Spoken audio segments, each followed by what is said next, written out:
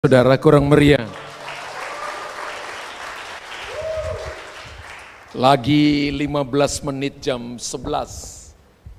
Kita tinggal 1 jam 15 menit lagi. Kita akan meninggalkan 2023.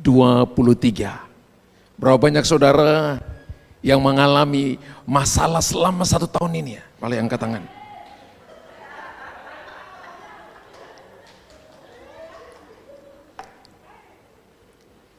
Berapa banyak saudara yang mengalami keberuntungan selama 1 tahun ini?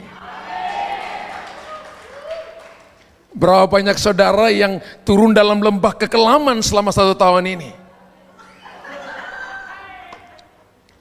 Berapa banyak Anda yang ada di gunung-gunung kemenangan selama 1 tahun ini? Saya percaya bahwa perjalanan kita tidak the highways, tidak jalan tol. Perjalanan kekristenan yang benar adalah melewati lembah-lembah dalam, gunung-gunung tinggi. Perjalanan kehidupan orang percaya, saya percaya Anda dan saya tidak bisa menebaknya. Makanya Tuhan suruh kita percaya kepada Dia. Amin. Ketika Anda percaya kepada Tuhan, maka step by step Anda akan lihat bahwa pintu akan terbuka, pertolongan akan datang, kekuatan akan diberikan. Daud menyanyikan tehila atau tehilim di tengah-tengah masa kesukaran. Dan saya percaya bahwa urapan yang sama juga akan turun kepada saudara. 2024 menjadi tahun yang gak gampang bagi kita. Tapi bersama dengan Tuhan semuanya mungkin. Bersama dengan Tuhan, Tuhan sanggup merubah padang gurun menjadi kebun buah-buahan. Dan padang belantara menjadi sumber mata air. Bapa di sorga, tinggal 1 jam lebih lagi, beberapa menit kami akan meninggalkan 2023. Dan kami tahu Engkaulah Immanuel kami. Engkau yang akan memimpin langkah kami, yang akan menuntun kami, sehingga kami akan melewati 2024 dengan tidak kurang suatu apapun. Kami percayakan janji firman-Mu, bahwa firman-Mu ya dan amin, dan firman-Mu adalah kekuatan-Mu sendiri. Karena itu bicara kepada kami malam ini, karena kami percaya bahwa Engkaulah Tuhan yang membuka pintu bagi kami. Engkaulah adalah pintu itu sendiri. Karena itu kami terima firman-Mu dalam nama Yesus. Kami berdoa haleluya. Amin, amin, amin. Tepuk tangan sekali lagi bagi Tuhan. Dasar firman Tuhan bagi kita di tahun 2024 adalah kitab Wahyu pasal yang ketiga ayat yang ke-8. Tahun ini saya katakan ketika saya berdoa, maka tahun ini bagi kita adalah tahun Tuhan membuka pintu. Saya enggak dengar amin saudara. Amin saudara baru 5% belum 10%. Wow, ini sudah 25%, puji Tuhan. Wow. Wahyu 3 ayat 8 berkata, aku tahu segala pekerjaanmu, lihatlah. Aku telah membuka pintu bagimu. Katakan Tuhan telah membuka pintu bagiku. Bukan akan loh saudara, bukan akan. Tapi aku telah membuka pintu bagimu. Yang tidak akan ditutup oleh seorang pun. Aku tahu bahwa kekuatanmu tidak seberapa. Namun engkau menuruti firman-Ku. Dan engkau tidak menyangkal namaku. Ayat firman Tuhan ini datang kepada jemaat. Dari 7 jemaat, salah satu jemaat yang ayat firman Tuhan ini bicara adalah jemaat Philadelphia. Ya, Phileo itu adalah kasih persaudaraan. Ya, Philadelphia, ya itu adalah Tuhan sedang bicara kepada jemaat ini. 7 jemaat ini ada di Turki, saudara. Nanti one day, ya Ibu Eda sudah pergi ke Turki. Saya belum melewati Turki. Ya, Ibu Eda sudah 1 langkah lebih awal. Nanti kalau pergi lagi, Ibu Eda bisa pimpin rombongan, sudah bisa tahu cerita. Ya. Wahyu pasal 3 ya, ayat yang ke-8, aku tahu segala pekerjaanmu, lihatlah aku telah membuka pintu bagimu. Ketika sampai di ayat ini Tuhan bicara kepada saya bahwa 2024 adalah tahun yang sangat-sangat menjanjikan bagi orang percaya. Sangat-sangat menjanjikan bagi orang yang mau untuk mengasihi orang lain, yang mau untuk betul-betul berdoa bagi kota, berdoa bagi bangsa. Dan Anda akan lihat bahwa kenapa enggak datang kepada jemaat yang lain, kenapa Tuhan bicara kepada jemaat di Philadelphia. Karena arti Philadelphia itu adalah kasih persaudaraan. Pintu apa yang dibuka Tuhan dalam hidup saudara? Saya mencoba melihat bahwa kata pintu dalam Alkitab ada 731 kali disebutkan. 731 kali disebutkan, banyak atau sedikit? 180-nya itu pintu tertutup. Banyak atau sedikit? Makanya tadi saya tanya kepada saudara, tahun ini berapa banyak Anda mengalami pintu tertutup? Ada yang amin tadi saya dengar banyak sekali. Karena ada 180 kali. 180 kali atau 365 hari bagi 180, itu berarti setiap bulan, setiap berapa minggu, setiap berapa hari, ada yang mengalami jalan-jalan tertutup. Amin. Dan menurut para ahli Alkitab, pintu melambangkan komunikasi. Pintu menggambarkan kesepakatan, keunitian. Salah satu ciri daripada GBI CKF adalah unity, prosperity, anointing, dan holiness. Upah, masih ingat? Dan tahun ini, tahun depan, tahun 2024, pintu selalu menggambarkan komunikasi dan kesepakatan. Seringkali ketika pintu terbuka, maka kita sedang berkomunikasi dengan Tuhan. Kalau Anda ingin melihat pintu-pintu terbuka, mulailah membangun komunikasi. Kalau Anda ingin melihat perusahaan bisnismu, pekerjaan pelayananmu berkembang, maka berkomunikasilah dengan teman-temanmu, berkomunikasilah dengan para pekerjamu, berkomunikasilah dengan orang-orang yang ikut mendukung saudara. Bisnis yang paling mahal dan yang paling dicari di dunia ini adalah bisnis komunikasi. Anda halo aja langsung bayar saudara. Benar? Anda halo aja langsung bayar. Bisnis komunikasi. Dan dikatakan begini, saat tertutup, mereka tidak berkomunikasi atau tidak sepakat. Jadi tahun depan, pintu akan terbuka ketika saudara dan saya mau berkomunikasi. Bayangkan kalau suami dan istri tidak punya komunikasi dalam keluarga. Bayangkan kalau rekan bisnis dengan rekan bisnis, bos dengan anak buah, gembala misalnya dengan orang yang dipimpinnya, misalnya tidak berkomunikasi, maka orang akan menebak-nebak kira-kira apa yang akan kita kerjakan. Kira-kira apa yang akan kita perbuat. Dan saya percaya bahwa Tuhan mau kita berkomunikasi. Ingat bahwa doa itu bukan monolog, tapi doa adalah prinsip dialog.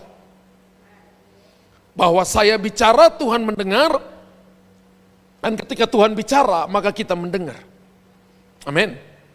Kalau ibadah kita seperti ini, maka khotbahnya monolog. Anda nggak bisa interupsi. Ya. Pak Gembala interupsi, nggak bisa. Kalau kita di ruang kampus, di ruang kelas, boleh interupsi. Nggak bisa ngerti, tanya, boleh. Ya. Tapi apa yang saya sedang sampaikan kepada saudara, bahwa saat tertutup, pintu tertutup, mereka tidak berkomunikasi atau tidak sepakat. Nah tahun ini, kita mencanangkan menjadi tahun Tuhan membuka pintu. Dan tadi saya pertanyaan, pintu apa yang dibuka Tuhan bagi saudara? 1 Korintus 16 ayat 9. 1 Korintus 16 ayat 9. Ya, ini terjemahan bahasa Indonesia sehari-hari sebenarnya. Nanti lihat di terjemahan TB atau LAI. Sebab bagiku telah terbuka pintu besar. Dalam terjemahan LAI berkata kesempatan, tapi terjemahan sehari-hari berkata telah terbuka pintu besar untuk bekerja secara efektif dan banyak yang menentang aku. Bapak Ibu tahu bahwa ketika Tuhan membuka pintu, apakah semuanya the highways? No, tidak. Ketika sebuah visi diberikan kepada kita, maka selalu ada tantangannya. Katakan amin. Belajar sepakat dengan itu dulu. Ketika Tuhan berkata kepada Musa, pergi bebaskan orang Israel. Musa pakai alasan, aku petah lidah, aku gak bisa bicara. Tuhan berkata, aku panggil abangmu, aku panggil kakakmu untuk jadi juru bicaramu. Ketika Harun berkata, I'm ready. Dan Tuhan berkata begini, tapi aku akan keraskan hati Firaun. Suatu visi dari Tuhan selalu ada tantangannya. Jadi kalau Anda tahu bahwa sesuatu visi dari Tuhan, Anda berkata, Tuhan bicara kepadaku, maka bersiaplah untuk tantangan yang akan Anda hadapi. Tantangan datang bukan untuk menghancurkan kita. Tantangan datang untuk membuat kita matang. Membuat kita sempurna. Membuat kita tidak kekurangan suatu apapun. Membuat kita akan memuliakan Tuhan. Membuat orang akan melihat Tuhan menyertai kita. Ketika pintu terbuka, kita bisa menjadi efektif. Dan berkomunikasi dengan Tuhan dan orang-orang di sekitar kita. Bapak Ibu harus tahu begini, ada banyak orang yang efisien tapi tidak efektif. Tapi Tuhan mau kita efektif dan efisien. 2024 harus menjadi tahun di mana saudara dan saya harus efektif dan efisien. Namun pintu itu akan tertutup. Kalau kita menutup pintu berarti memutus komunikasi tersebut. Amin. Ada banyak orang yang tidak mau bicara dengan orang lain karena beda pendapat, beda pikiran. Saya belajar saudara, saya belajar bahwa perbedaan itu bukan musuh. Perbedaan itu adalah sebuah keindahan. Kasih tahu kiri kanan, perbedaan bukan musuh tapi perbedaan adalah sebuah keindahan. Yang tidak boleh yang diajarkan Tuhan bagi kita adalah tidak boleh saling menjatuhkan. Amin. Tidak boleh saling menjatuhkan, tidak boleh saling menghancurkan. Tapi Tuhan mau supaya kita saling membangun. Kalau ada orang yang menegur kita, kalau ada orang yang menasihati kita, tanda dia mengasihi kita. Amin. Ingat bahwa ada tiga bentuk didikan. Yang pertama ditegur, barang siapa kukasihi kutegur. Wahyu 3 nanti ayat 19 berkata, barang siapa kukasihi, maka kutegur lebih dulu. Kalau tegur nggak mau dengar, dihajar. Bayangkan begini, Yesaya pasal 40 berkata Tuhan menakar air laut dalam lekuk tangannya, menimbang gunung-gunung di dalam dacingnya, dan sejumlah penduduk di dunia yang 8 miliar ini hanya sebutir debu di dalam pandangan Tuhan. Itu jerawat nggak kelihatan saudara. Itu rambut putih nggak kelihatan. Ya, bayangkan satu butir debu dibagi menjadi 8 miliar. Saudara kelihatan nggak? Nggak kelihatan sama sekali. Haleluya. Tapi Alkitab berkata bahwa Anda ketika berkomunikasi dengan Tuhan, maka saudara dan saya akan dibawa ke gunung-gunung kemenangan. Anda akan dibawa untuk melihat hal-hal yang mulia, yang ajaib. Bahwa kita belajar dari Musa seorang yang berkomunikasi dengan Tuhan. Dan dia tadi alasan ketika dipanggil Tuhan bahwa dia tidak bisa berkomunikasi dengan bangsa Israel. Dari orang yang berkata tidak bisa komunikasi dengan orang lain, menulis 5 kitab, yaitu Kejadian, Keluaran, Imamat, Bilangan, dan Ulangan. Ini menjadi kitab dasar untuk perjanjian baru ditulis. Perjanjian baru kan ditulis di atas dasar perjanjian lama. Dan kalau kita memutuskan komunikasi, karena kita tidak mau berkomunikasi, apa yang Tuhan katakan dalam Alkitab tentang pintu yang terbuka? Tadi kita baca Wahyu pasal 3 ayat yang ke-8. Aku tahu segala pekerjaanmu, lihat aku telah membuka pintu bagimu yang tidak dapat ditutup oleh seorang pun. Aku tahu bahwa kekuatanmu tidak seberapa, kemampuan kita tidak seberapa, kedudukan kita mungkin tidak terpandang, tidak kelihatan oleh orang lain. Namun engkau menuruti firman-Ku dan engkau tidak menyangkal namaku. Wahyu 3 ayat yang ke-8 berasal dari salah satu surat kepada 7 gereja yang terdapat dalam Wahyu 2 dan Wahyu yang ketiga. Nah, dalam surat-surat ini Yohanes melalui bisikan Tuhan, di mana Tuhan bicara kepada Yohanes secara langsung untuk membahas kondisi rohani gereja-gereja tersebut. Karena gereja-gereja tersebut ada di bawah dunia pemerintahan Romawi yang kafir. Dalam surat ini, Tuhan senang bahwa mereka telah mentaati firman-Nya. Kan tadi Wahyu 3 Wahyu 3 ayat yang ke-8 berkata, Tuhan senang karena mereka mentaati firman-Nya. Betul kan saudara? Meskipun ada tekanan yang semakin besar dari dunia Romawi yang kafir. Tapi Tuhan telah memberi mereka janji akan adanya pintu kesempatan yang terbuka untuk memajukan kerajaannya. Ayat ini tidak menawarkan kepada orang Israel, kepada 7 jemaat, janji akan terbukanya pintu sehubungan dengan tempat tinggal yang lebih baik. Tuhan gak janji tentang itu. Tuhan gak janji tentang kekayaan, terbukanya kekayaan yang lebih banyak, Tuhan tidak janji tentang itu. Tuhan juga tidak berjanji tentang hal-hal yang bersifat materi, Tuhan tidak janji tentang itu. Apa yang Tuhan janjikan dalam Wahyu 3 ayat yang ke-8 ini? Dia menjanjikan mereka sebuah pintu terbuka sebagai kesempatan untuk melayani dia. Bapak Ibu harus tahu begini, bahwa ada berkat yang lebih besar daripada rumah yang bagus. Ada berkat yang lebih besar daripada mobil yang bagus. Ada berkat yang lebih besar daripada materi yang bertumpuk-tumpuk banyak. Yaitu saudara dan saya punya kesempatan untuk melayani Tuhan. Saya nggak dengar amin, saudara. Aminnya pelan, gak sampai 25% tadi. Akankah Tuhan senang dengan ketaatan saudara untuk melawan tekanan dunia ini? Akankah Tuhan membukakan pintu bagi saudara untuk melayaninya? Kesempatan itu datang ketika Yesus ada di atas kayu salib. Dia mati dan menjadi jembatan bagi kita.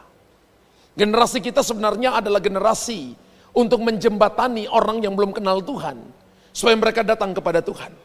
Jadi kalau saya bisa sebut generasi kita adalah generasi jembatan. Kalau Anda jadi jembatan, Anda nggak punya hak untuk membela diri. Anda hanya cuma punya tempat, kesempatan untuk orang menginjak saudara, melewati Anda, sehingga orang bisa sampai kepada tujuan. Saudara, kalau kita menjadi generasi jembatan, maka kita bisa punya humility. Humility itu artinya begini, menaruh diri paling rendah. Dan orang yang menaruh diri paling rendah, maka akan membuat seluruh air dari hulu, aliran air dari hulu akan terkonsentrasi kepada dataran yang paling rendah. Kapasitas orang yang punya kerendahan hati akan melebihi orang yang meninggikan diri. Akankah Tuhan membukakan pintu bagi Anda untuk melayaninya? Pengalaman saya 33 tahun lebih melayani Tuhan. Dan saya menyaksikan bagaimana orang yang rendah hati dibawa tinggi oleh Tuhan. Dan saya juga menyaksikan bagaimana orang-orang yang hatinya tinggi dibawa serendah-rendahnya oleh Tuhan. Saya juga menyaksikan bagaimana orang yang punya hati teachable spirit, dan mereka dibawa Tuhan. Yang tadinya orang gak pandang mereka, tiba-tiba diangkat, dimuliakan oleh Tuhan. Sehingga berkali-kali saya katakan kepada jemaat ini, jangan pernah anggap remeh seorang pun. Kalau Anda lihat orang itu punya teachable spirit, dan hati yang sungguh-sungguh dengan Tuhan. Karena satu waktu ketika dia diangkat tinggi oleh Tuhan, kita yang malu. Haleluya. Seperti apa tampilannya? Apakah saudara merasakan dorongan misalnya untuk melayani tunawisma? Tunawisma misalnya orang gak punya rumah. Apakah saudara punya hati untuk melayani orang-orang yang ada di jalanan? Teman saya melayani di salah satu daerah yang ada di Jakarta, melayani orang yang orang gila, saudara. Jadi di daerah itu gak ada orang gila. Kakak Kris pernah tinggal di daerah Gading Serpong, gak ada orang gila sama sekali. Ketika ada orang gila, mobilnya datang, yuk, diangkat. Masuk, sampai dipotong rambutnya, itu dipotong rambutnya pakai gunting-gunting itu. Gunting-gunting ranting pohon itu loh. Saking rambutnya udah keras, sudah bertahun-tahun gak pernah mandi, gak pernah kerimbat. Disiram dengan air pun gak bisa ini, digunting pakai gunting pohon itu. Setelah itu digunting, kemudian di kukunya semua digunting, disikat pakai sikatnya lantai itu, sampai semuanya, si kukunya semua ini, kemudian dikasih makan. Kemudian nyanyi, ku mau cinta Yesus selamanya. Hari pertama gak bisa nyanyi, 7 hari kemudian bisa nyanyi, ku mau cinta Yesus selamanya. Lama-lama bisa jadi tukang, dan akhirnya waras.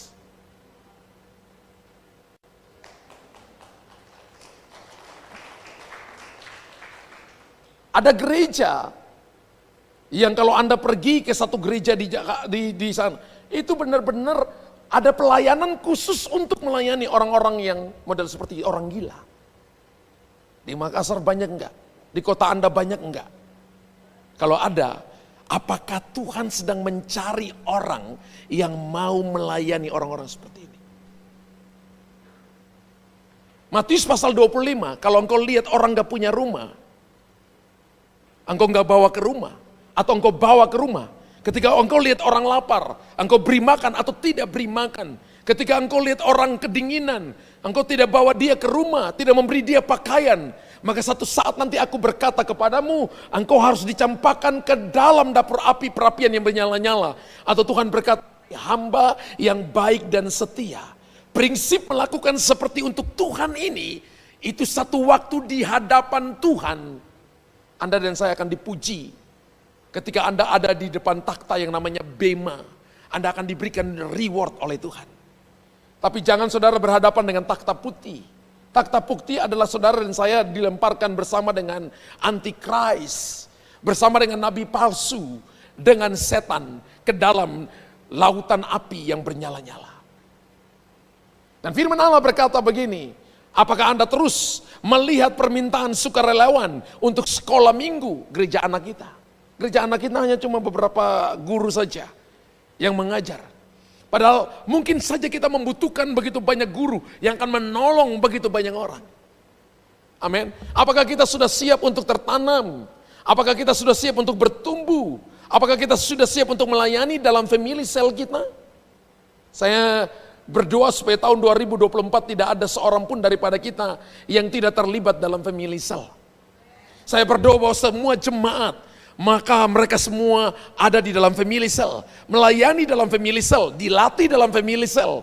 Kemudian kita akan melihat family cell kita akan bertumbuh dan akan bertumbuh, berbuah dan menjadi berkat bagi banyak orang. Ternyata pintu terbuka di situ.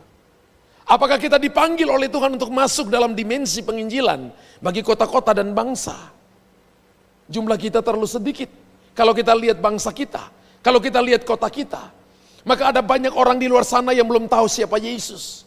Pintu terbuka adalah terbuka bagi penginjilan, terbuka bagi seorang yang punya hati untuk memberitakan firman kepada banyak orang.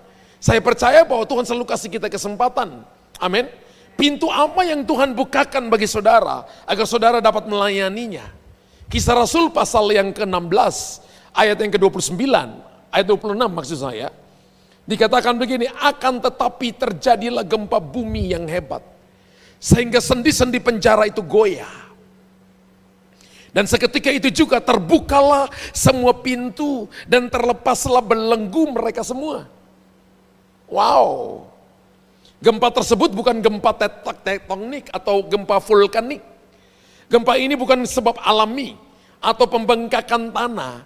Gempa ini terjadi karena berasal daripada doa, pujian dari orang-orang kudus yang memuji Tuhan.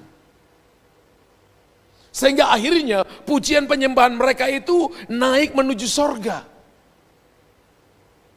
Haleluya.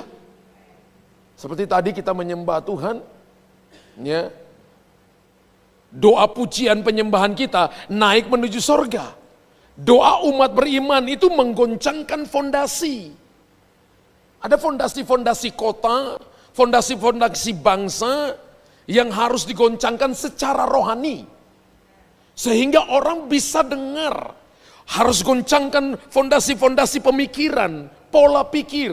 Sehingga mereka terbuka hatinya untuk mendengarkan Injil. Caranya gimana? Melalui berdoa. Maka rantai-rantai itu semua akan terlepas. Dan mereka akan free, mereka akan bebas. Melalui doa, pujian, maka belenggu mereka terlepas. Barnabas dan Silas, ketika mereka memuji Tuhan, Alkitab katakan Tuhan melakukan perkara-perkara besar. Kalau kita baca kitab Kisah Rasul kan tidak ada kata penutupnya. Ada 40 kali mujizat terjadi di sana. 1 kali hanya terjadi di bait Allah. 39-nya terjadi di dunia marketplace. 2024 akan menjadi tahun yang terbuka untuk penginjilan di dunia marketplace. Sebab Tuhan selalu melakukan dengan pola yang terjadi pada Kisah Rasul. Tuhan masih melakukan sampai hari ini. Terjadi di dunia pendidikan kita, terjadi di dunia kampus kita, terjadi di dunia kerja kita. Orang akan melihat mujizat akan terjadi dan pintu ini sudah dibukakan Tuhan bagi saudara. Tidak peduli apa yang mengikat saudara hari ini, entahkah kecanduan, entahkah depresi, entahkah Anda punya hutang, atau belenggu-belenggu yang lainnya, belenggu-belenggu dosa yang lainnya. Anda dapat terlepas melalui doa dan pujian. Di tempat ini ada menara doa. Ya, Bapak Ibu yang punya waktu, datang 1 jam menyembah Tuhan, berdoa bagi kota ini. Datang 1 jam berdoa bagi bangsa ini. Anda berdoa, Anda sedang investasi sesuatu yang ilahi, yang kekal. Ingat bahwa kerajaan-kerajaan besar dalam Alkitab, mulai dari Babel, Nebukadnezar, Media dan Persia, kerajaan-kerajaan Mesir dijungkir balikan oleh doa, pujian, penyembahan, mimpi, penglihatan dan nubuatan, maka itu dijungkir balikan oleh Tuhan. Haleluya. Seringkali kita ingin membukakan pintu. Seringkali kita ingin Tuhan membukakan pintu bagi kita. Namun, sebaliknya Tuhan ingin kita membukakan pintu baginya juga. Berapa banyak yang mau buka pintu bagi Tuhan? Berapa banyak yang berdoa, Tuhan buka pintu bagiku. Ini. Terus mau minta Tuhan buka pintu baginya. Baca ayat ini, mari ayo baca ayat ini. Wahyu 3 ayat 20. Lihat, aku berdiri di muka pintu dan mengetok. Sudah dengar? Jikalau ada orang yang mendengar suaraku, ternyata banyak jemaat yang enggak dengar. Jikalau ada orang yang mendengar suaraku dan membukakan pintu, aku akan masuk mendapatkannya. Dan aku akan makan bersama-sama dengan dia, dan ia bersama-sama dengan aku. Berarti, di satu sisi, Tuhan ingin bukan cuma dia yang buka pintu bagi kita, tapi Tuhan ingin kita yang buka pintu bagi dia. Pertanyaan sekarang saudara, apakah kita sudah membuka pintu bagi Tuhan? Tuhan berkata, lihat aku berdiri di muka pintu dan mengetok. Ya, lihat Tuhan berdiri di muka pintu dan mengetok.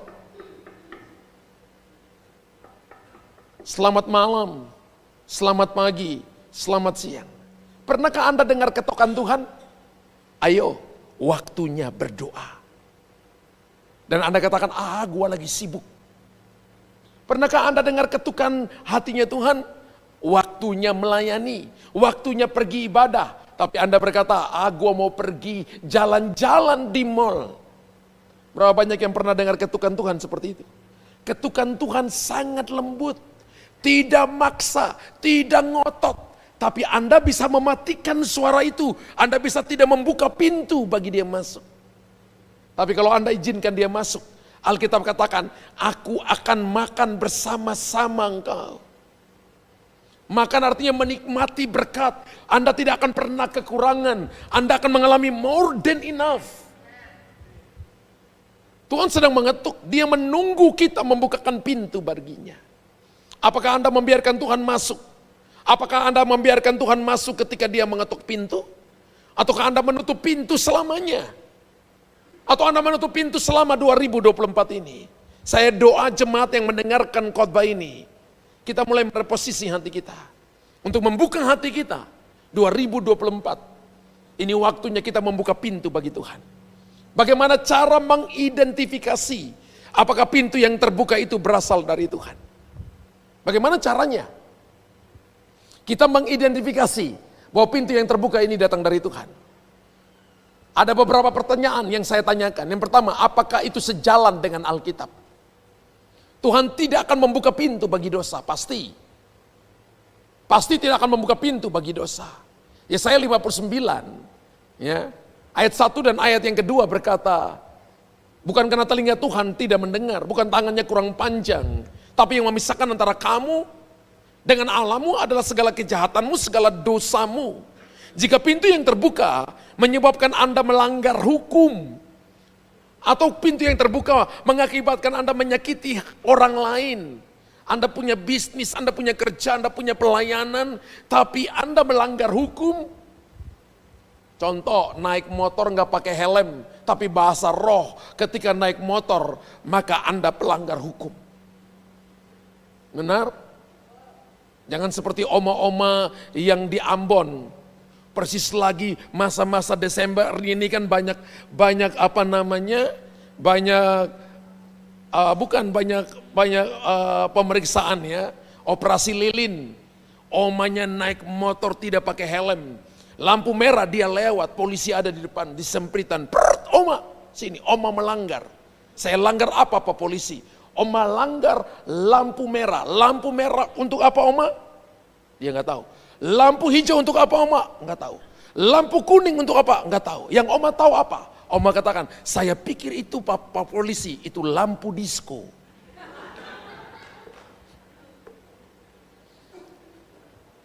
Kalau Anda keseringan pergi ke nightclub, Anda nggak pernah tahu aturan. Anda pikir lampu merah harusnya berhenti, tapi Anda berpikir lampu disko seperti ini oma. Saya percaya oma-oma di CKF tidak seperti itu.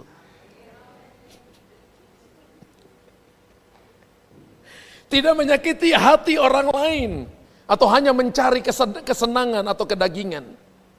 Haleluya. Yakinlah bahwa pintu yang dibuka itu, ketika itu sampai di situ, itu bukan dari Tuhan. Kalau itu melanggar hukum, menyakiti hati orang lain, atau hanya mencari kesenangan daging, maka itu bukan dari Tuhan. Ya, itu pasti bukan dari Tuhan. Ya, kita lihat pintu. Tuhan tidak akan membuka pintu peluang yang tidak sejalan dengan firman-Nya.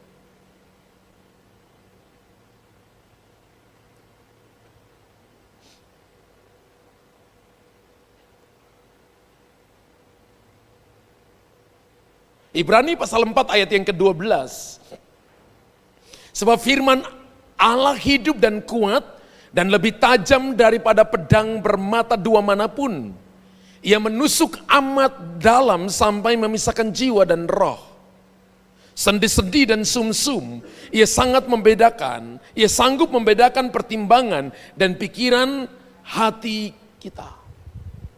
Ingat bahwa Alkitab itu, firman Allah itu lebih tajam, punya pertimbangan yang dalam. Jadi ketika Tuhan buka kepada kita pintu, maka harus sejalan dengan firman Allah. Kalau sejalan dengan firman Allah, maka itu sangat-sangat presisi. Itu sangat-sangat seimbang, saudara. Yang kedua, apakah ini doa yang terkabul? Anda bisa tahu bahwa apakah pintu yang terbuka ini, apakah itu doa Anda yang terkabul? Jika saudara dan saya telah mendoakan sesuatu, dan sebuah pintu terbuka, mungkin itu adalah jawaban doa. Seringkali kita berdoa untuk sesuatu yang spesifik. Dan ketika hal itu terjadi, kita justru bertanya-tanya, apakah doa itu terkabul atau tidak. Dan saya percaya bahwa Tuhan mengasihi kita dan menjawab doa-doa kita. Berapa banyak yang percaya bahwa Tuhan menjawab doanya? Berapa banyak yang percaya Tuhan menjawab doanya? Ketika Anda berdoa, Tuhan menjawab Anda dengan 3 jawaban. Yaitu ya, tidak, tunggu. Jemaat paling suka kata yang mana?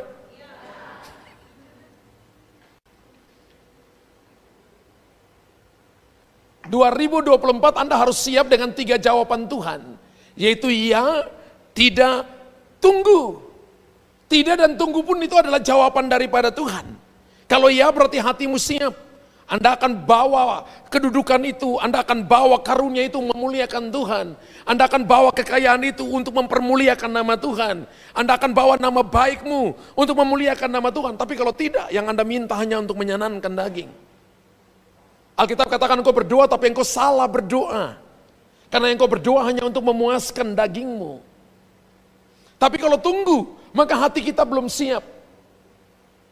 Kenapa sampai jawaban belum datang? Kenapa sampai persoalan begitu banyak? Karena persoalan itu seperti gergajinya Tuhan. Seperti pisaunya Tuhan yang datang untuk memotong cut down-nya kita sesuai dengan ukurannya. Supaya kita bisa siap mengelola berkat-berkatnya. Karena jawaban doa datang tidak seperti yang kita harapkan. Namun saya percaya Tuhan selalu menjawab doa. Tanpa sadar bahwa kita ada di tempat ini, kita punya pengharapan terlalu berlebihan kepada Ia. Padahal Tuhan terlalu sayang kita untuk berkata tidak. Dan selalu sayang kita untuk berkata wait, tunggu sampai kita siap. Haleluya. Jika kita memohon kepada Tuhan keinginan hati kita, ketahuilah bahwa Tuhan akan menjawab bahkan sanggup melakukan mujizat. Tidak ada yang mustahil bagi Tuhan. Amin. Tidak ada yang mustahil baginya. Tapi juga tidak ada yang mustahil bagi orang yang percaya. Amin. Markus 11 ayat 24. Karena itu aku berkata kepadamu, apa saja yang kamu minta dan doakan, percayalah bahwa kamu telah menerimanya, maka hal itu akan diberikan kepadamu. Haleluya. Alkitab berkata begini, karena itu ketika kita datang berdoa, Percayalah bahwa kamu telah menerimanya, maka hal itu akan diberikannya kepadamu. Doa yang benar itu adalah doa sampai jawaban doa itu datang. Kasih tahu kiri kanan, doa yang benar itu adalah doa sampai jawaban doa itu datang. Saya pernah konseling seorang suami dan istri, dan mereka punya pergumulan dalam pekerjaan mereka. Ketika mereka datang kepada saya, ajak saya lunch waktu itu setelah ibadah, dan mereka berkata, istrinya berkata, Pak Pendeta, kita sudah berdoa 12 tahun. Lalu saya tanya begini, menurut ibu itu panjang atau pendek waktunya? Saya sudah doa sampai sudah nggak tahu mau ngomong apa dengan Tuhan. Oh begitu. Ibu tahu arti doa? Ya kan saya cuma ngomong-ngomong Pak Pendeta. Doa itu artinya komunikasi dengan Tuhan. Ibu tahu arti doa? Doa itu artinya menunggu jawaban dari Tuhan. Sekarang pertanyaan saya, 12 tahun ini sudah ada jawaban dari Tuhan atau belum? Belum, berarti ibu belum berdoa dengan benar. Beberapa sedang bergumul hari ini, dan kalau Anda belum lihat jawaban doa, jangan berhenti. Makanya ada orang yang berkata begini, doa itu ada satu prinsip yaitu push. Pray until something happen. Berdoalah sampai sesuatu terjadi. Jangan berhenti berdoa. Anda harus terus berdoa, maka Anda akan melihat kemuliaan Allah akan dinyatakan. 2024 akan menjadi tahun yang penuh dengan tantangan. 2024 akan menjadi tahun yang begitu penuh dengan banyak halangan. Tapi orang yang berdoa akan mengalami mujizat yang luar biasa. Akan mengalami pertolongan demi pertolongan yang ajaib. Akan mengalami kesempatan-kesempatan yang hebat. Amin. Amin. Ingat bahwa intinya malam ini, bahwa pintu yang terbuka, saya nggak bicara tentang hal-hal material. Karena bagi saya hal material itu adalah akibat daripada kita ketemu Tuhan. Itu bukan tujuan pengejaran kita. Amin. Amin. Tujuan pengejaran kita adalah kita mengejar Yesus. Dia adalah number one atas hidup kita. Dia adalah center atas hidup kita. Dia adalah prioritas utama atas hidup kita. Ketika semua kita datang dan fokus tertuju kepada Tuhan, maka saya percaya tidak ada yang bisa menghentikan kita. Kenapa? Karena Yesus adalah sang pemenang sejati. Alkitab berkata bahwa masalah persoalan saudara itu bukan lagi masalahmu, akan menjadi masalah Tuhan ketika Yesus ada dalam saudara. Ketika Anda have Jesus live in us, ketika orang tipu uangmu, maka orang tipu Tuhan. Ketika orang menyakitimu, orang menyakiti Tuhan. Yang akan urusan dengan dia adalah Tuhan. Tugas Anda adalah berdoa. Tugas Anda adalah mengampuni. Tugas Anda adalah tersenyum. Tugas Anda adalah mengangkat tangan dan berkata, Tuhanlah pembelaku dan penolongku yang setia, yang tidak pernah terlelap, selalu tepat pada waktunya. Apakah hal ini telah diteguhkan oleh penasehat yang bijaksana? Pintu terbuka harus diteguhkan oleh penasehat yang bijaksana. Dalam Alkitab berisi juga ayat yang menasehati kita untuk mencari nasihat yang bijaksana. Jika saudara tidak yakin apakah pintu yang terbuka itu berasal dari Tuhan, carilah hikmat dari teman-teman pelayanan yang saleh. Ya. Yang suka berdoa, suka renungkan firman, kehidupannya betul-betul karakternya karakter Kristus, hidupnya benar. Ya, atau cari kepada orang-orang percaya yang sungguh-sungguh dengan Tuhan. Bapak Ibu dan saya masuk di 2024 tantangan banyak. Ketika Anda lihat tantangan banyak, maka kesempatan juga banyak. Amin. Ketika Anda lihat kegelapan ini semakin pekat, maka sebentar lagi surya pagi akan terbit. Ketika ibu-ibu yang hamil, waktunya akan melahirkan, maka kesakitan akan datang terus menerus, itu tanda kelahiran. Ada yang rasa kesakitan terus menerus, masalah datang bertubi-tubi? Ada? Tanda kelahiran. Adakah seorang ibu yang waktu tanda kelahiran berkata, aku mau bunuh diri aja, itu ibu gila. Justru ibunya senang karena anaknya mau lahir. Kalau Anda lihat sebuah tikungan dan Anda tidak bisa lihat ujungnya, itu berarti tinggal satu langkah lagi Anda akan sampai pada tujuan. Pintu yang terbuka, akulah pintu, Yesus adalah sang pintu. Kalau Yesus adalah sang pintu, maka saudara dan saya harus patron kepada Yesus.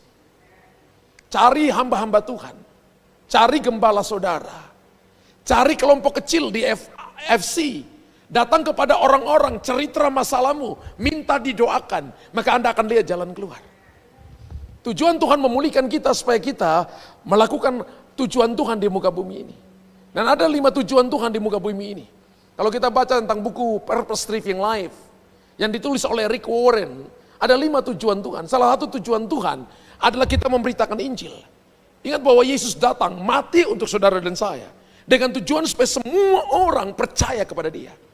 Yesus bukan cuma Tuhan orang Kristen, Dia Tuhan semua orang. Amin. Dia Tuhan semua orang. Ketika Anda berkata Yesus adalah Sang Juru Selamat, maka Alkitab katakan ketika hari ini Anda mati, Anda dibawa ke sorga. Amin. Seringkali ketika kita dekat dengan suatu situasi, kita tidak dapat melihatnya dengan jelas. Ketika Anda ada dalam problem, ada dalam struggle, ada dalam pergumulan, ada kalanya Anda nggak bisa lihat jalan. Anda perlu datang kepada orang-orang yang berhikmat, yang bijaksana. Orang-orang yang tahu musim dan waktu. Orang-orang yang punya pengalaman dalam pelayanan. Orang-orang yang punya hatinya tulus kepada saudara dan tidak ingin menghancurkan saudara tapi ingin menolong Anda. Datang dan terimalah nasihat. Amin. Penasehat yang bijaksana dapat mendengarkan dan mencari hal-hal yang sejalan dengan kitab suci atau berpotensi membahayakan kita atau yang berpotensi membahayakan kita. Makanya ketika Anda ada dalam situasi-situasi kritis, jangan pakai kacamata yang ada gambar bunga mawarnya di situ. Ya. Saya lihat ada banyak orang Kristen yang datang dengan kacamata bunga mawar. Dari mana saya bisa tahu dia pakai bunga mawar? Ketika dia bicara satu hal, itu jejaringnya kemana-mana. Loh, kembali ke tujuan. Ibu punya masalah ini, tapi larinya ke sini Pak Pendeta. Ibu pakai kacamata bunga mawar, makanya saya tulis di situ. Ya. Kalau pakai kacamata hitam nggak apa-apa. Ini pakai kacamata bukan cuma hitam, tapi kacamata berwarna bunga mawar. Saya percaya nggak akan terjadi di 2024. Amin. Kacamata kita adalah firman Allah. Amin. Yang memprediksi keadaan dan situasi dengan sangat presisi. Dan Tuhan tahu semua yang kita alami tidak akan melampaui kekuatan kita. Amsal 28 ayat 26 maksud saya. Amsal 28 ayat 26. Siapa percaya kepada hatinya sendiri adalah orang bebal. Tetapi siapa berlaku dengan bijak akan selamat. Jangan percaya dengan hatimu. Kalau hatimu tidak dituntun oleh firman Tuhan.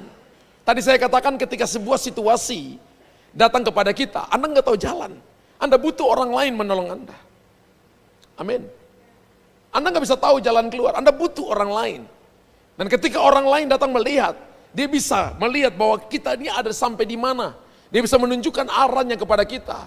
Orang-orang yang punya pengalaman dengan Tuhan, teman-teman yang tulus dengan kita, akan menunjukkan arah dan tujuan. Maka pintu akan dibukakan kepada kita. Amin. Hal yang keempat kita belajar saudara. Apakah sudah dikonfirmasi secara umum? Ketika sebuah pintu terbuka, harus dikonfirmasi secara umum. Jika saudara dan saya diberi kesempatan, dan kesempatan itu berasal dari Tuhan, maka hal itu akan ditegaskan dengan cara lain. Cara lain itu adalah orang juga akan berkata, Tuhan menyertai orang ini, dia disertai oleh Tuhan, dia dipimpin oleh Tuhan, dan dia melihat perkara-perkara hebat dan ajaib. 10 orang akan memegang puncak jubah bajumu, dan berkata kami mau mengikuti engkau. Itu diteguhkan. Itu namanya diteguhkan. Anda mungkin menerima nasihat mengenai hal ini, yang Anda doakan, yang Anda gumulkan. Tuhan mungkin berbicara kepada saudara dalam doa, dan saudara mungkin diteguhkan melalui ayat suci, dan saat teduh harian, misalnya ketika bersama dengannya. Bisa saja terjadi seperti itu. Peneguhan bisa terjadi seperti itu. Pintu terbuka dari Tuhan bukan hanya sekedar pemikiran sekilas. Hal ini akan dikonfirmasi dengan cara yang lain. Katakan yes and amen. Ingat, pintu yang terbuka bukan hanya sekedar pemikiran sekilas. Yang datang dari Tuhan itu selalu luas. Bapak Ibu kasih tahu kiri kanan. Yang datang dari Tuhan selalu luas, bukan sekilas. Amin. Sekali lagi katakan, yang datang dari Tuhan, pintu yang datang dari Tuhan itu bukan sekilas, tapi luas. Amen. Jadi orang yang punya pikirannya sempit, dia belum mengalami pintu terbuka. Itu seperti misalnya pintunya misalnya lebarnya misalnya 1,20 m, baru terbukanya berapa inci, tapi berat bobot badannya misalnya 80 atau 90 kilo. Dia paksa masuk, saya percaya dia akan penyet atau pintunya akan roboh. Betul? Pintu yang dibukakan oleh Tuhan, itu adalah pintu yang luas, bukan sekilas. Sehingga semua orang bisa lihat Anda masuk. Sehingga semua orang akan berkata bahwa Tuhan menyertai kita. 2024 akan menjadi tahun yang sangat mengagumkan. 2024 akan menjadi tahun di mana Anda akan melihat Tuhan menjadi pintu bagi saudara. Akan menjadi tahun di mana Anda akan melihat terobosan. Tahun di mana Anda akan melihat perkara-perkara besar. Tahun di mana Tuhan akan memilih orang-orang yang tepat, ditaruh di tempat yang tepat. The right man and the right place. Dengan tujuan untuk extending the kingdom. Dengan tujuan untuk memperluas kerajaannya. Dan saudara dan saya harus tahu bahwa semua yang kita punya, entah itu gelar saudara, entahkah itu kedudukan saudara, harta saudara, pikiran saudara, kepintaran saudara, tujuannya cuma satu. Yaitu dipakai untuk meninggikan dan memuliakan nama Tuhan. Setelah Anda melakukan pelayanan ini, Tuhan buka pintu, uang ikut, rumah ikut, semua akan ikut dari belakang. 2024 tujuannya, saya nggak suruh Bapak Ibu nggak kerja, tidak. Tapi saya katakan Bapak Ibu harus punya waktu untuk cari Tuhan. Bapak Ibu harus punya waktu untuk berdoa. Bapak Ibu harus punya waktu untuk menyembah Tuhan. Bapak Ibu harus punya waktu untuk datang dan berkata gini, Jesus be the center. Dialah center kehidupanku. Dialah sentral hidupku. Anda harus tahu bahwa Anda punya kemampuan terbatas, tapi Yesus tidak terbatas. Anda harus tahu bahwa Anda punya pemikiran terbatas, tapi firman Allah tidak terbatas. Anda harus tahu Anda punya pengetahuan terbatas, tapi kekuatan dan kuasa Allah unlimited, tidak terbatas. Dan Tuhan akan menolong Anda di sisi-sisi lemahmu, supaya Anda tahu bahwa tanpa Tuhan Anda gak bisa apa-apa. Baru kita bisa lihat Yesaya 22 ayat 22. Yesaya 22 ayat 22 berkata, aku menaruh kunci rumah Daud ke atas bahunya. Wow. Saudara dan saya diberikan master key. Katakan, saya terima master key. Apabila ia membuka, tidak ada yang dapat menutup. Apabila ia menutup, tidak ada yang dapat membuka. Bapak Ibu tahu ini nubuatan Yesaya. Dikatakan Yesaya, nubuatan Yesaya 22 ayat 22. Nubuatan ini tentang Kristus. Nubuatan ini tentang Kristus. Dari Yesaya bernubuat sampai Yesus lahir, butuh 700 tahun. Butuh 7 abad, lama. Dan dikatakan begini, aku menaruh kunci rumah Daud ke atas bahunya. Ayat ini tertuju kepada Kristus. Apabila ia membuka, makanya tanpa Tuhan kita nggak akan bisa lihat pintu terbuka. Tidak ada yang dapat menutupnya. Dan kalau Tuhan tutup, tidak ada yang dapat membuka. Apabila ia menutup, tidak ada yang dapat membuka. Dan apabila ia membuka, tidak ada yang dapat menutupnya.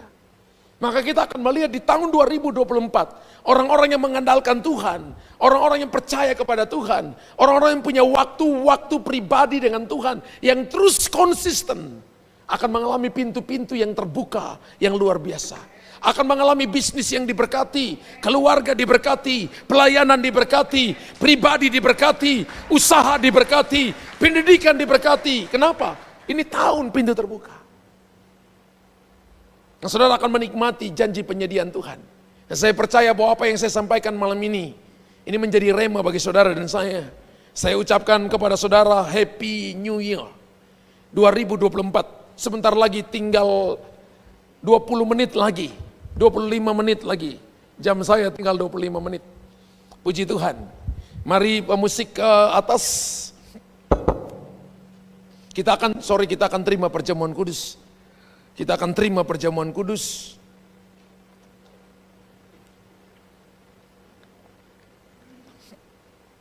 Bapa di sorga, terima kasih untuk malam ini.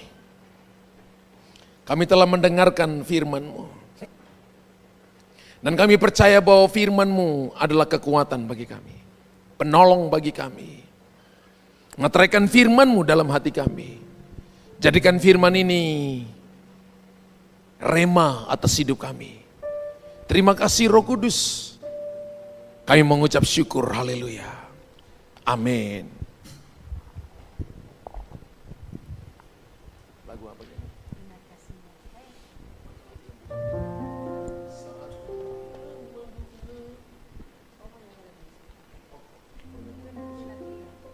Ingat kasih-Nya,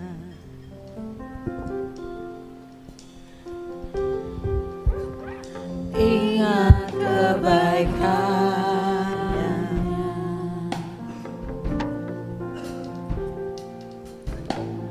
dan anugerah-Nya. Selamatkanku,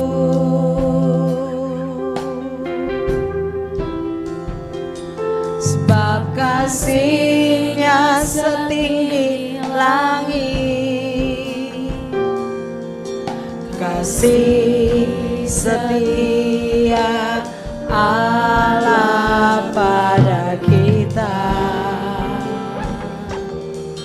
Oh,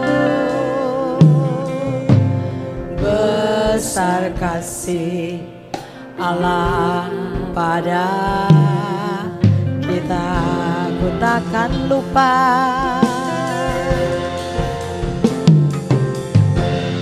Ku takkan lupa. Yang sudah dapat bangkit berdiri. Kasih-Nya,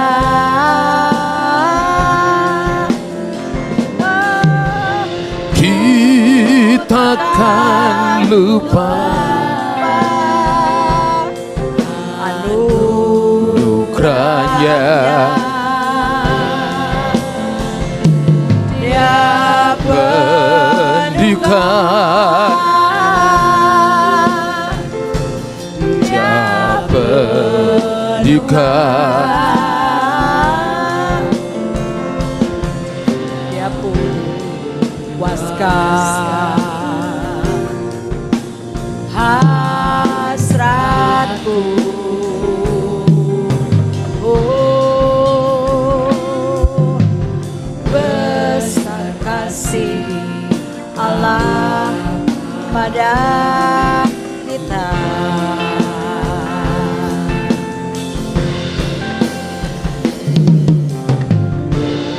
Ku takkan lupa kasih-Nya, ku takkan lupa.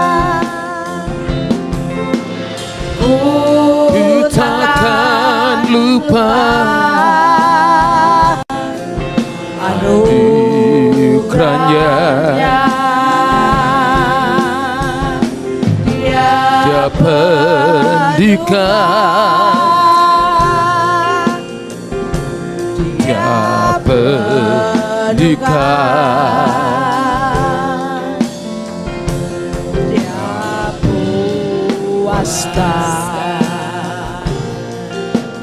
hasratku.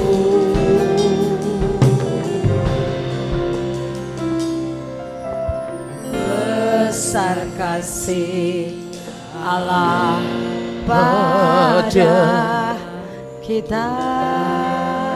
Adakah Bapak Ibu yang harusnya menerima roti dan anggur ini tapi belum dilayani? Kalau sudah semua angkat roti tinggi lewati kepala kita, renungkan kasih Tuhan, renungkan kebaikan Tuhan. Sorga melakukan segala cara hanya untuk mendapatkan kasih-Mu. Pada waktu malam ketika Tuhan Yesus akan diserahkan, mengambil roti ini, memecah-mecahkannya, dan berkata, perbuatlah ini menjadi peringatan akan aku setiap kali kamu memakannya. Percayakah saudara dan saya bahwa roti yang kita angkat tinggi melampaui kepala kita ini adalah persekutuan kita dengan tubuh Tuhan Yesus Kristus. Amin. Makanlah dengan percaya dalam nama Yesus. Dalam nama Tuhan Yesus.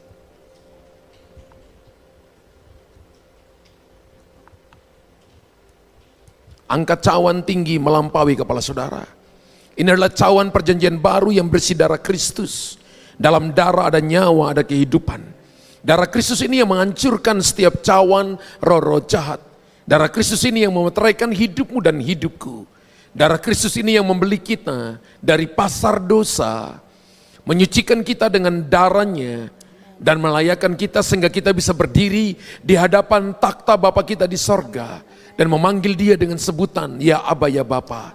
Percayakah saudara dan saya, bahwa cawan yang kita angkat tinggi melampaui kepala kita ini adalah persekutuan kita dengan darah Tuhan Yesus Kristus. Amin.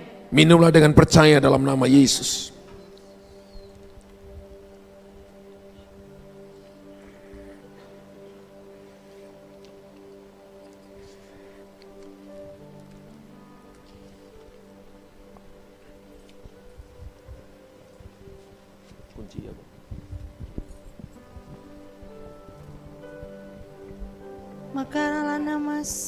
Angkat tangan saudara, sembah dia. Siribina lama inonamo santo, Pidina lama raya lamani, Sirina lama ilalamoto, Pina lama inopo, Sidi pinena, idi pina mama, idi pinena maralamo, Sidi nerela papa, sinala mama, idi pipi, idi pinena mama. Sidi binera la papa papa, sidi nala la papa rele pepe no, idi na mama idi no, sidi bine mamu, ini rala pataka enaka mama. Haleluya, haleluya.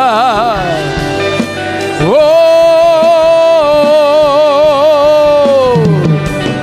Sidina la patakara la papa, Sidina mama mama mamo, Idi pinina papa ralapu,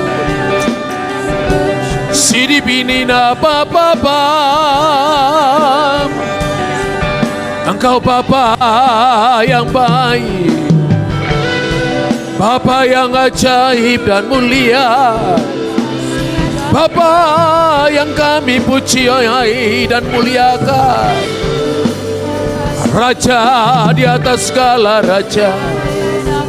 Haleluya.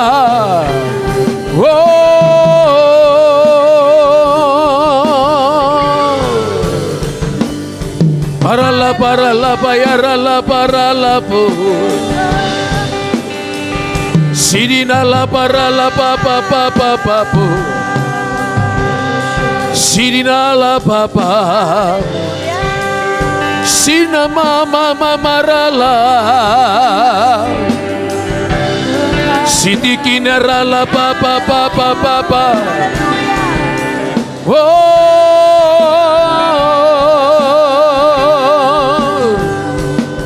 Kami puji kebenaran-Mu Tuhan, Engkau ajaib dan perkasa. Sinirala patakarala pasyana. Berapa banyak saudara yang mau berkata, saya mau pintu yang terbuka di tahun 2024. Berapa banyak Anda yang berkata, Tuhan telah memakai aku, saya mau berikan karunia, saya mau berikan semua kepercayaan yang Tuhan berikan kepadaku untuk pakai melayani Tuhan. Saya tidak mau jadi penonton, tapi saya mau jadi orang yang ikut melayani. Saya mau pintu dibukakan bagiku. Dan Tuhan, Engkau lihat tangan-tangan yang terangkat. Engkau lihat mereka membutuhkan Tuhan. Engkau melihat bahwa mereka tahu bahwa tanpa Tuhan mereka tidak bisa apa-apa. Saudara yang angkat tangan boleh keluar dari kursi, maju ke depan. Yang laki-laki di kiri, yang perempuan di kanan. Haleluya. Shikera papa kayara nase. Shikera papa kayara nase.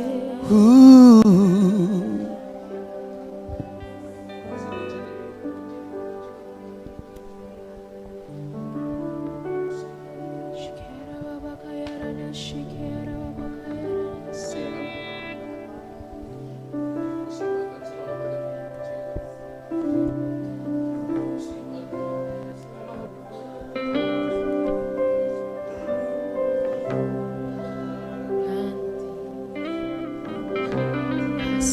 Tuhan tetap abadi,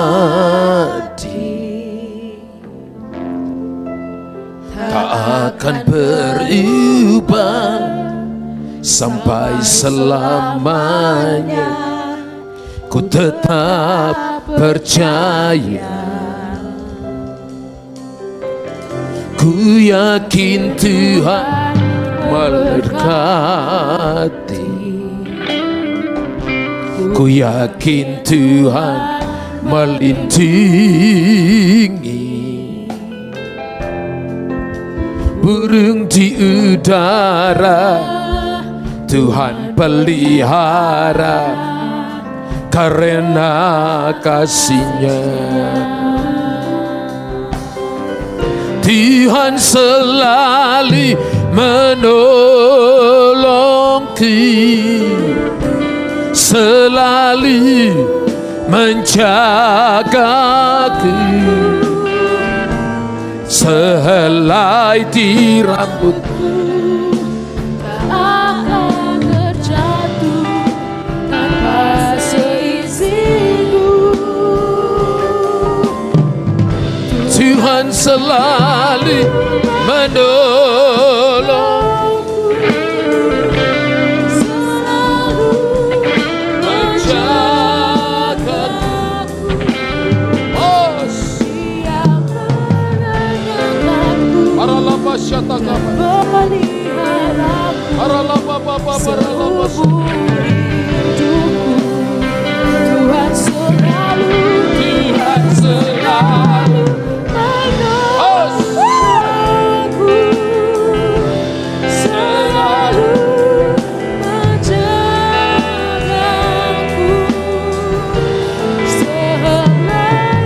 rambutku tak akan terjatuh tanpa seizinku. Tuhan selalu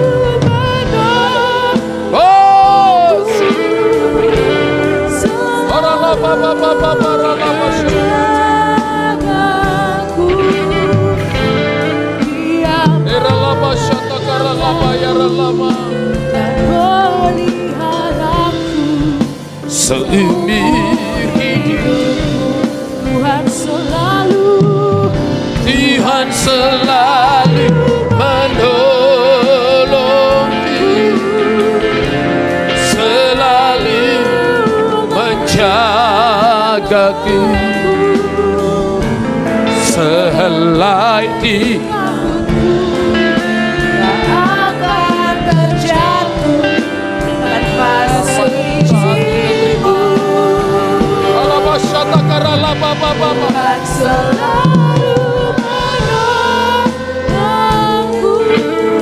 menolongku, selalu menjagaku. Dia mengenyangkanku dan peliharaku seumur hidupku. Dia mengenyangkanku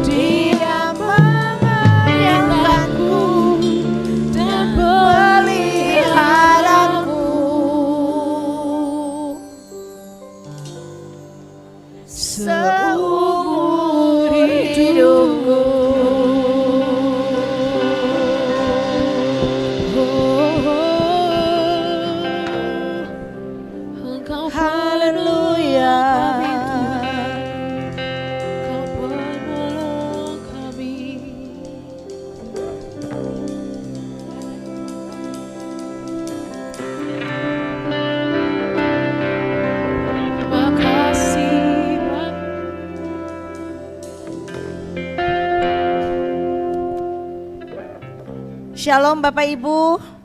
Apakah semuanya diberkati Tuhan? Haleluya. Kita akan memberikan persembahan syukur. Terlalu banyak yang Tuhan sudah beri, amin Bapak Ibu. Bahkan kalau kita bisa ada saat ini semua hanya karena Tuhan. Kebaikannya, kalau kita duduk dan menghitung berkatnya tidak akan pernah habis-habisnya. Kita dikasih kesempatan untuk memberi sebuah anugerah dan mari kita manfaatkan itu dengan baik. Saya akan berdoa. Tuhan Yesus, terima kasih karena apa yang kami miliki saat ini pun berasal daripada Engkau. Kalau hari ini kami diberikan kesempatan untuk memberikan sebagian kecil dari apa yang Tuhan sudah berikan di dalam kehidupan kami akan memberi dengan sukacita. Kami akan memberikan yang terbaik yang kami akan berikan untuk Engkau. Terpujilah namamu Tuhan, biarlah segala sesuatu hanya untuk menyenangkan hati Tuhan. Berkati semua tangan-tangan yang sudah memberi, bahkan dalam pengelolaannya, biarlah di dalam rumahmu akan terus ada roti. Di dalam nama Tuhan Yesus kami berdoa, haleluya, amin. Selamat memberi.